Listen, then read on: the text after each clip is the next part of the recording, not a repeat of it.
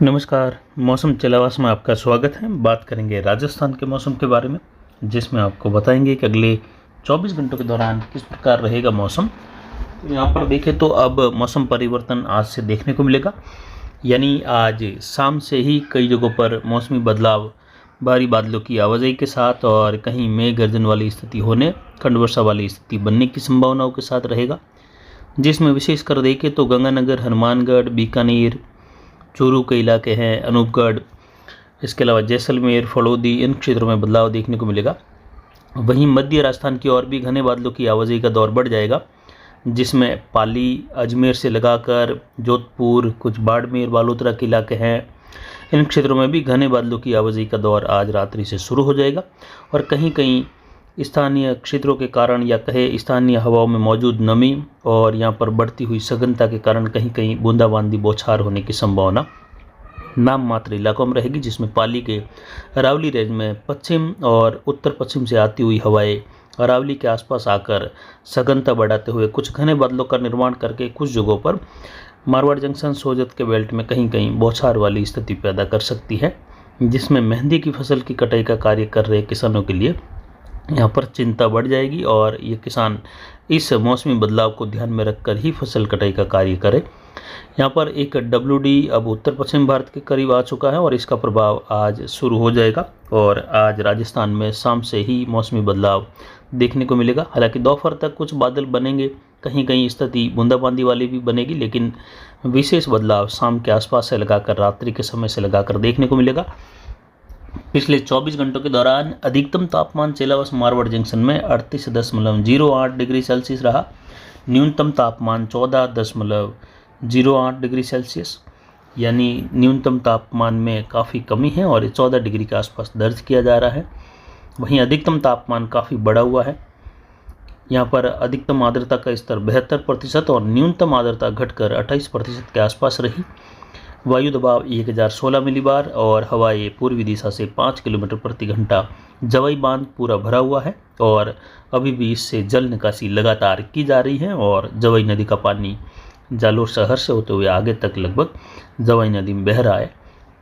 वहीं यहाँ पर देखें तो जैसे ही कोई WD आता है तो यहाँ पर एक परिसंचरण तंत्र बन जाता है, सर्कुलेशन बन जाता है और हवाएं उत्तर और उत्तर पश्चिम, उत्तर पूर्व की बजाय दक्षिण दक्षिण पश्चिम से चलने लगती हैं और ये सागरों से आती हुई हवाएं कुछ आर्द्रता लेकर आती हैं और यहाँ पर आर्द्रता के साथ ही तापमान बढ़ा हुआ अनार बेल्ट के लिए कुछ समस्या पैदा करता है। जैसा कि अभी भी अनार बेल्ट में उमस जैसा माहौल बनने लगा है पिछले 2 दिनों से और ये इसी WD के कारण और ये आगे भी यहाँ पर बना रहेगा 2-3 दिनों के दौरान, जिससे बढ़ती हुई आर्द्रता अनार बेल्ट में रोग के बढ़ते हुए दौर को और ज़्यादा सक्रिय कर देती है, जिसमें विशेषकर कोलेटोट्रिकम और बैक्टीरियल ब्लाइट काफ़ी ज़्यादा समस्या कर रहा है किसानों के लिए। बहुत ज़्यादा माल किसानों के इस बार अनार का खराब हो रहा है और अभी भी काफ़ी ज़्यादा बगीचे नए रूप में भी जो है इन रोगों से ग्रसित हो रहे हैं लगातार। तो किसान भाई 3-4 दिन और ध्यान रखें विशेषकर, उसके बाद फिर से उत्तरी हवाओं का चलन बढ़ने और तापमान में हल्की गिरावट के साथ ही स्थिरता बनी रहेगी, लेकिन रोग की स्थिति फिलहाल अगले 15 दिन तक लगभग बनी रहेगी। उसके बाद में इस रोग के बढ़ते दौर में बिल्कुल कमी आ जाएगी और फिर ये संभावना बिल्कुल घट जाएगी। फिलहाल यहाँ पर गंगानगर, हनुमानगढ़, बीकानेर या कहे बीकानेर संभाग, सीकर संभाग में हल्की मध्यम कहीं कहीं तेज़ वर्षा की संभावना रहेगी।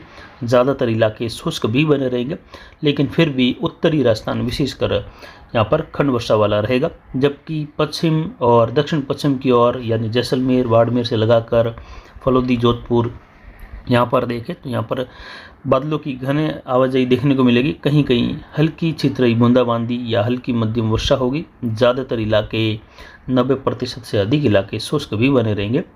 कुछ बाड़मेर से लगाकर जालोर की ओर, पाली और अजमेर, ब्यावर होते हुए जोधपुर, कुछ जालोर की ओर, सिरोही की ओर, अजमेर, राजसमंद, इन क्षेत्रों में देखें भीलवाड़ा, टोंक और जयपुर से लगाकर अजमेर के आसपास से होते हुए तो यहाँ पर घने बादलों की आवाजाही अगले 72 घंटों के दौरान होगी। कुछ जगहों पर सघनता के कारण बूंदाबांदी बौछार की स्थिति बन सकती है, लेकिन ज़्यादातर इलाकों में मौसम की शुष्कता बने रहने की संभावनाएं बन रही है।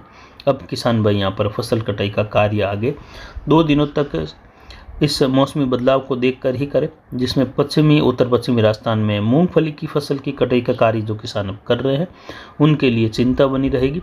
और उत्तर पश्चिम में सीमित दायरों में मध्यम तेज खंड वर्षा होने से कुछ किसानों को यहाँ पर नुकसान जैसी स्थिति का सामना करना पड़ सकता है, या फिर कटी हुई फसल बारिश से भीगने की संभावनाएं भी रहेगी। वहीं यहाँ पर अन्य क्षेत्रों में देखें तो नई फसल बिजाई का कार्य कहे रबी की सीजन का कार्य जो है जोरों पर चल रहा है, तो वो कार्य किसान भाई लगातार आगे जारी रखे। और वहीं अब जीरे की बुवाई के लिए अनुकूल समय 25 अक्टूबर से लगाकर बिल्कुल शुरू हो जाएगा, जिसमें आप अच्छे से बुवाई का कार्य कर सकते हैं। वहीं सौंफ की बिजाई का काफ़ी कार्य हो चुका है, और फिर भी कई किसान अभी भी अक्टूबर 30 तक आखिरी समय तक कुछ छिड़काव करके कर सकते हैं। इसबगुल की बुवाई का समय भी नवंबर की शुरुआत से ही कर सकते हैं, और नवंबर की शुरुआत से ही गेहूं की फसल की बुवाई का कार्य भी किसान भाई बालोतरा से लगाकर पाली होते हुए इन क्षेत्रों में भी कर सकते हैं, क्योंकि यहाँ से कमेंट्स भी था कि बालोतरा के आसपास गेहूं की बुवाई कब कर सकते हैं। तो वहीं अनार बेल्ट में जो रोग आ रहे हैं ज़्यादातर, उन किसानों के लिए भी सलाह है कि कई जगहों पर किसान हर एक दिन छोड़कर एक दिन पानी दे रहे हैं, तो कई किसान हर दिन पानी दे रहे हैं। तो आप बिल्कुल पानी रोक दीजिए एक बार, यानी जहाँ ज़्यादा रोग बढ़ रहा है, बैक्टीरियल ब्लाइट हो या कोलेटोट्रिकम हो या और किसी प्रकार का फंगस जो फलों पर फूलों पर आ रहा है, तो आप किसान भाई एक बार पौधों में पानी की कमी कर दीजिए, यानी 3 से 4 दिन छोड़कर केवल आधा पौन घंटा ही पानी दीजिए, क्योंकि रात्रि का मौसम ठंडा है और यहाँ पर पानी की ज़्यादा ज़रूरत नहीं है पौधे को। दिन का तापमान कुछ 38 तक जा रहा है, लेकिन वो कुछ समय के लिए ही जा रहा है, बाकी ज़्यादातर कहीं भी 34-35 कभी 36 इस प्रकार रह रहा है।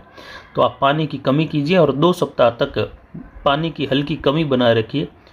तो उसमें जो है पौधों में जो नाजुकता है, जो नई सेल्स बन रही हैं, वह जो है कुछ उसमें मजबूती या कहे कुछ कड़कपन आने से पत्तियों में या फलों की सेल्स में, यानी कुछ कठोरता आने से रोग के बढ़त में कमी आएगी। और उस दौरान आप स्प्रे भी बढ़िया ढंग से ले सकते हैं। और उसके पहले हाइड्रोजन पेरोक्साइड का स्प्रे आप प्रति लीटर 3 ml से करिए बगीचे में, जिससे एक सैनिटाइजिंग का कार्य आपके बगीचे में फलों पर पत्तियों पर हो जाएगा। यानी हाइड्रोजन पेरोक्साइड 50% वाला आप 3 ml प्रति लीटर यानी 200 लीटर पानी में 600 ml तक डालकर आप आराम से स्प्रे कर दीजिए। और अच्छे से स्प्रे करना है, ताकि जैसे हर बार आप बगीचे में स्प्रे करते हैं तो 200 लीटर के मान लीजिए 4 ड्रम का आप स्प्रे करते हैं, तो इस बार 200 लीटर के 5 ड्रम का स्प्रे करिए जब आप हाइड्रोजन पेरोक्साइड कर रहे हो, ताकि कुछ गहरा स्प्रे हो, अंदरूनी भागों तक हो, तनों पर भी पानी जाए और वहाँ पर भी फंगस बैक्टीरिया जो है वह सैनिटाइज हो जाए, वहाँ से जो है वह पौधा रोग मुक्त हो जाए। और जब दोबारा ये पनपने लगेगा तब तक मौसम अनुकूल हो जाएगा, ठंडा हो जाएगा। तो आप ये कार्य भी करिए, पहले हाइड्रोजन पेरोक्साइड, उसके बाद आप दूसरा स्प्रे फंगिसाइड ले सकते हैं। तो फिलहाल अभी की जानकारी के लिए इतना ही। नमस्कार, जय हिंद, जय भारत।